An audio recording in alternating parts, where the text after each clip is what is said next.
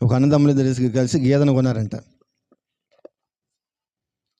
కొనేటప్పుడే మాట్లాడుకున్నారంట అన్నదమ్ములు. అరే అన్న చెప్పాడంట, అది తమ్ముడు, ఇద్దరం కలిసి చెరొక గేదెను కొనుక్కోవడానికి డబ్బులు లేవు కదా, చెరొక 10,000 వేసుకుని 20,000 పెట్టి గేదెను కొనుక్కుందాం అంటే సరే అనుకుని కొన్నారు. కొన్న తర్వాత అన్నాడంట, అరే తమ్ముడు, నీది ముందు భాగం, నాది వెనక భాగం అన్నాడంట.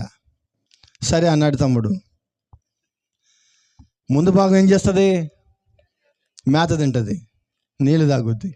వెనక భాగం ఏం చేస్తుంది? పాలిస్తుంది. సరే అన్నాడు తమ్ముడు. మొత్తానికి ఆ గేదెను కొనుక్కొచ్చారు, మేపుకుంటున్నారు. రోజు తమ్ముడు దానికి మేత వేస్తున్నాడు, నీళ్ళు పెడుతున్నాడు, దాన్ని బాగోగులు చూస్తున్నాడు, అని చూస్తున్నాడు. తర్వాత మరి ముందు భాగం కదా, మరి ఒప్పుకున్నాక తప్పదు కదా. అది ఒక 2-3 నెలలు పోయిన తర్వాత ఒక పిల్లను పెట్టింది.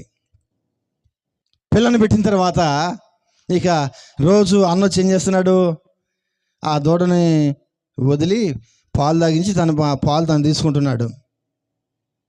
పాలు తను తీసుకుని వెళ్ళిపోతున్నాడు. ఈ విధంగా ఉన్నప్పుడు భార్య అడిగిందంట తమ్ముడిని, ఏమండి ఏంటి రోజు మీ అన్నయ్య తీసుకుంటాడు పాలు, ఇద్దరు కొనుక్కొచ్చారు కదా, చెరువు సగం వేసుకున్నారు కదా, చెరువు 10,000 పెట్టుకున్నారు కదా, రోజు మీ అన్నయ్య తీసుకుంటాడే పాలు, మనకు తీసుకురావే అని భార్య అడుగుతుందంట. అది కాదులేవే, మేము ముందే ఒప్పందం చేసుకున్నాం, కొనుక్కోకముందే నీకు ముందు భాగం అని నాకు చెప్పాడు, ఆయనకి వెనక భాగం అని ఆయన చెప్పాడు, మేము ఇద్దరం సఖీ పడ్డాంలే అని ఆయన తమ్ముడు అంటున్నాడంట. కాదండి, నేను ఒక పని చెప్తాను, చేస్తామని ఏంటంటే చెప్పు అంటే భార్య చెప్పింది ఏంటి అంటే, ముందు భాగం నీదే కదా.